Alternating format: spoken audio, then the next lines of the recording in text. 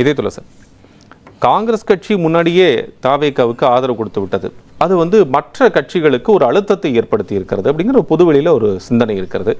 இந்த காங்கிரஸ் கட்சி உள்ள போனதுனால தான் தாவேகாவில் ஆட்சியை அமைக்க முடியல அப்படிங்கிறதும் ஒரு பேச்சு இருக்கிறது. நீங்க எப்படி பார்க்குறீங்க? இப்படி எடுத்துக்கலாம். நீங்க சொல்றதும் சரிதான், சகோதரர் பாவலன் சொல்றதும் சரிதான். அதை நான் சொல்ற கோணத்தில் எடுத்துக்கலாம். ரெண்டுமே சரியா இருக்க முடியாது. ஆமா இருக்கும், ரெண்டுமே சரிதான். அதுக்கு தான் நான் பேசும்போது அவங்களுக்கு தெரியும். அதாவதுங்க, மூணாவது ஒரு கோணம், இன்றைக்கு தாவேகாவுக்கு மக்கள் ஒரு தீர்ப்பு அளிச்சிருக்காங்க, அறுதி பெரும்பான்மை அளிச்சிருக்காங்க. எங்களுடைய கூட்டணி தலைவர் மாண்புமிகு ஸ்டாலின் அவர்களுக்கு மீண்டும் ஒரு ஆட்சி அமைக்கிற வாய்ப்பு இருந்து அதை நாங்கள் மறுதளித்து வெளியே போனால் அதுக்கு பேர் துரோகம், கயமை, எந்த வார்த்தையினாலும் யூஸ் பண்ணலாம். ஆனால் நாங்கள் என்ன எதிர்பார்க்குறோம் சொன்னால், முதல்வர் ஸ்டாலின் அவர்கள் எப்படி மதசார்பின்மைக்கு முழுமையாக இருக்கிறார், அதை எங்கள் தலைவர் ராகுல் காந்தி ரொம்ப தெளிவாக சொன்னார். இந்தியாவில் திரு மோடி அவர்களை, பாஜகவை, RSS எதிர்ப்பதில் முதல்வர் ஸ்டாலின் அவர்கள் முன்னணியில் இருக்கிறார்னு சொன்னது யார்? எங்கள் தலைவர் ராகுல் காந்தி. அதனால் 2 இப்போ அவரால் ஆட்சி அமைக்க முடியாது. அவரிடம் இருப்பது 73 இடங்கள் எங்களையும் சேர்த்து. ரைட். இப்போ வேறு வழி என்ன? 2 வழி தான் இருக்குது. ஒன்று, பிஜேபி அதிமுக மூலமாக ஆட்சியை பிடிப்ப முயற்சி செய்தது, அது முடியவில்லை. 33 இடங்களில் நின்றவர்கள் ஒரு இடம் தான் பெற்றார்கள். ரைட். இப்போ வேறு வழி இல்லை. மக்களுடைய தீர்ப்பு, ஜனநாயகத்தை மதிக்கணும். எல்லா தலைவர்களும், முதல்வர் ஸ்டாலின் உள்பட என்ன சொன்ன தெரியுமா? நாங்கள் மக்கள் தீர்ப்பை மதிக்கிறோம் சொன்னாங்க. ஒவ்வொரு கட்சியும் சொல்லிச்சு. இதுதான் உண்மை. அந்த அடிப்படையில் நாங்கள் காங்கிரஸ் என்ன முடிவெடுத்தோம் சொன்னால், இந்த மதசார்பற்ற ஒரு கட்சி ஆட்சி வரணும். பாஜக நேரடியாகவோ மறைமுகமாகவோ ஆளுநர் ஆட்சி அல்லது எக்ஸ்டெண்டட் ஆளுநர் ஆட்சி, அவங்க நினைச்சா 2 வருஷம் கூட தமிழ்நாட்டில் ஆளுநர் ஆட்சியை கண்டினியூ பண்ண முடியும். இதையெல்லாம் யோசனை பண்ணி தான் முதல்ல நாங்கள் போய் அந்த ஆதரவை கொடுக்குறோம். ஆனால் சகோதரர் திருமாவளவனை நான் பாராட்டுகிறேன். அவர் என்ன செஞ்சார்? நிதானமாக நாங்கள் இதை செஞ்சதுனால மற்றவர்கள் அந்த நிலைமைக்கு வர்றாங்கன்னு நீங்கள் சொன்னீங்க பார்த்தீங்களா, அதுக்கு இப்போ சொல்ல வர்றேன். அவர் தெளிவாக கம்யூனிஸ்ட் கட்சிகளை சந்தித்தார், இணைச்சார். இப்பொழுது இந்த 6 இடங்கள் உள்ள இந்த 3 கட்சிகளும் இருந்தால் நிச்சயமாக மத சார்பின்மை என்ற அந்த நிலை காப்பாற்றப்படும்.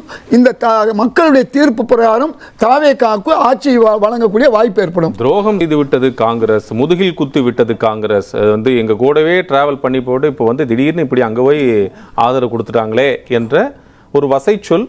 இப்போ நீங்கள் சொன்னது போல கயமை, அது போன்ற பல்வேறு அவங்க வார்த்தை தான், அவங்க வார்த்தை தான். அதுதான் நானும் குறிப்பிட்டேன். அந்த அவங்க ஒரு குறிப்பிட்ட நேற்று அறிக்கையாக வெளியாயிருந்தது. அதுக்கு திரு ராஜேஷ்குமாரும் பதில் சொல்லியிருந்தார். அவசரப்பட வேண்டிய அவசியம் இல்லை. அதாவது அவங்க வருத்தத்தை அவங்க தெரியப்படுத்துகிறாங்க. நாங்கள் அந்த வருத்தத்தை நாங்கள் ஒரு பொருத்தமாக எடுத்துக்கொள்கிறோம். இதுதான் எங்களுடைய திருத்தம்னு கூட வச்சுக்கோங்க. நாம் அதோடு நிறுத்துக்குவோம். முக்கியமான விஷயம், அதாவது என்னை பொறுத்தவரை இந்த திராவிட முன்னேற்ற கழகத்தில் சிலர், தலைவர் அல்ல, முதல்வர் அல்ல, எப்படி தேர்தலுக்கு முன்பாக காங்கிரஸிலே சிலரும் திமுகவில் சிலரும் பரிமாறிக்கொண்டார்களோ வார்த்தைகளை, அது மாதிரி நினச்சிக்கோங்க. ஆனால் முதல்வருக்கு உண்மை என்னன்னு தெரியும், தன் நிலை என்னன்னு தெரியும்.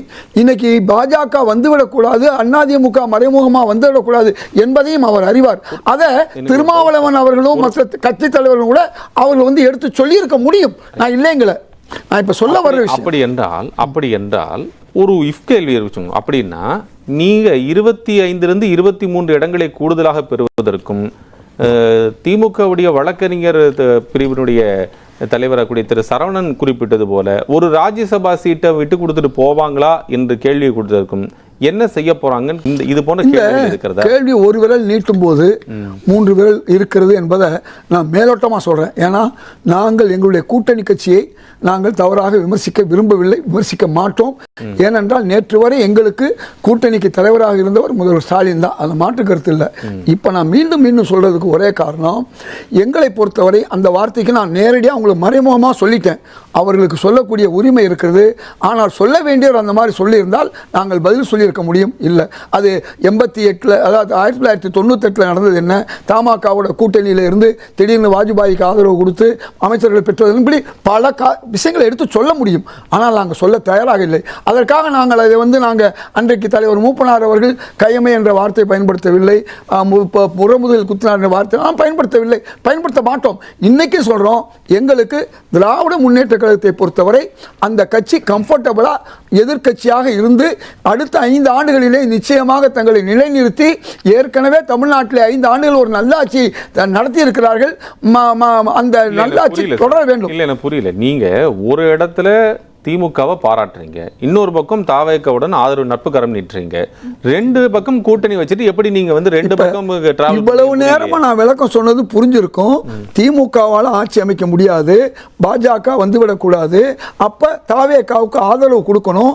அந்த கட்சி சிலர் சொல்றது மாதிரி மதசார்பற்ற கட்சி இல்லை, பி டீம்னு சொன்னா கூட அப்படி இல்லை, அவங்களை மதசார்பற்றதுக்குள்ள உண்மையா கொண்டு வரணும்னா நாங்கள் சென்றால் நிச்சயமாக அது நடக்கும், அவருடைய உண்மைத்தன்மையும் வெளிப்படும் என்பதை நான் சொல்ல வர்றேன். உங்களுக்கு ஒருத்தரை ஈஸியா பி டீம், இப்ப கூட காங்கிரஸ் கூட யாரோ பி டீம் துரோகி எதுன்னு சொல்லாம் இல்லையா, அந்த மாதிரி இருக்கக்கூடாதுங்கிறதுக்காக இன்றைக்கு தமிழக முதல்வர் காபந்து அரசாக இருந்தாலும் அவருக்கு நன்றாகவே தெரியும், இது நல்லதுதான் தெரியும்.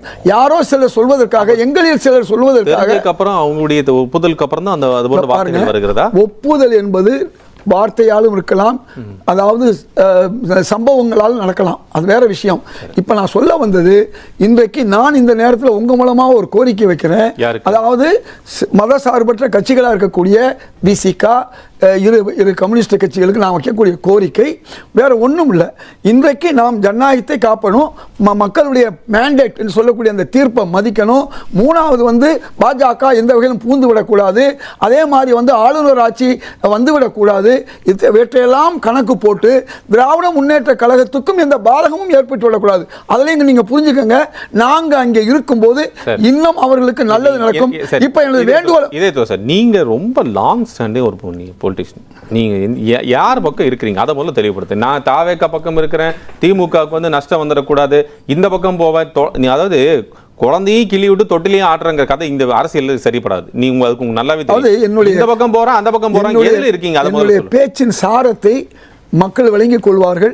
நான் பிள்ளைய கிள்ளி விடுறது, தொட்டில் ஆட்டுறதுலாம் அந்த வார்த்தைக்கு இங்கே வேலையே கிடையாது. நான் ஒரு முழு உண்மையை நான் சொல்கிறேன். இந்த உண்மை மூலமாக ஒரு வேண்டுகோளையும் வைக்கிறேன். அது ஏன் வைக்கிறேன்னு சொன்னால், இன்னொரு வேண்டுகோளையும் வைக்கிறேன். சகோதரர் திருமாவளவன் அவர்கள் சட்டமன்ற தேர்தலிலே போட்டியிட விரும்பினார், உங்களுக்கு நன்றாக தெரியும். பிறகு எங்களுடைய தலைவர் இளையவருமாவுடைய மகனுக்கு அதை கொடுத்தார். ஆமா, இப்ப நான் விரும்புறது என்னன்னு சொன்னா, சகோதரர் திருமாவளவன் கம்யூனிஸ்ட் கட்சிகள் இங்கே வர வேண்டும். அவர் தான் அவங்க 6 பேரோட ஒன்றாக இருக்கிறாரு. அதனால திருச்சி கிழக்கிலே அவர் நிற்க வேண்டும். அதற்கு முன்பாக அவர் அமைச்சராக வேண்டும். எங்களது ஆசை என்ன சொல்ல செல்வன் சொல்கிறார், அவர் முதலமைச்சர் ஆனா நாங்க அவரை ஒப்புதல் கொடுக்க பத்தி யோசிக்கலாம்னு சொல்றாரு. நான் என்ன சொல்ல வரேன், அவர் ஆசை அவரோட இருக்கட்டும். என்னுடைய ஆசையை நான் வேண்டுகோளே நான் சொல்லிக்கிறேன். அதாவது விடுதலை சிறுத்தைகள் நண்பர்கள்ட்ட நான் சொல்லியிருக்கேன், இந்த முறை அவர் அமைச்சராக வர வேண்டும். அமைச்சராக வருவதற்கு திருச்சி கிழக்கையும் அவர் கேட்க வேண்டும். 6 பேருடைய இடம் கிடைத்தால் தான் கிடைக்கும். அதையும் தாண்டி நான் என்ன சொல்றேன், அவர் அமைச்சராக வருவதோடு இந்த அரசை அவர் முழுமையாக ஒரு நல்ல அதாவது மதசார்பற்ற வழியிலே அவர் கொண்டு போக முடியும். நம்புறேன். இல்ல, அதுதான் உண்மையும் கூட, அது நடக்க வேண்டும் என்று நான் விரும்புகிறேன். இது என்னுடைய கட்சியுடைய விருப்பம் இல்ல, தனிப்பட்ட என்னுடைய விருப்பம். இந்த 6 இடங்களும் தாவேகாவுக்கு கிடைக்க வேண்டும், ஒரு நல்லாட்சி வர வேண்டும். அதே நேரத்தில் ஒரு நல்ல எதிர்க்கட்சியாக இருக்கக்கூடிய வாய்ப்பு தற்போது நம்முடைய முன்னாள் முதல்வர் ஸ்டாலின் அவர்களுக்கு கிடைச்சிருக்கு. அந்த வாய்ப்பை நிச்சயமாக அவர் பயன்படுத்தி அவர் மீண்டும் வரக்கூடிய வாய்ப்பு. ஏன்னா அரசியல்ல பதவி என்பது சாஸ்வதம். திரும்ப கேட்கிறேன், அதுக்கு உங்களுக்கு விளக்கம் சொல்றேன். நாங்க 22 வருஷம் ஒன்னா இருந்தோம், நடுவில் 2 வருஷம் பிரிஞ்சோம். அதுக்காண்டி நாங்க பிரிஞ்சா போயிட்டோம், திருப்பி சேர்ந்தோம் இல்லையா?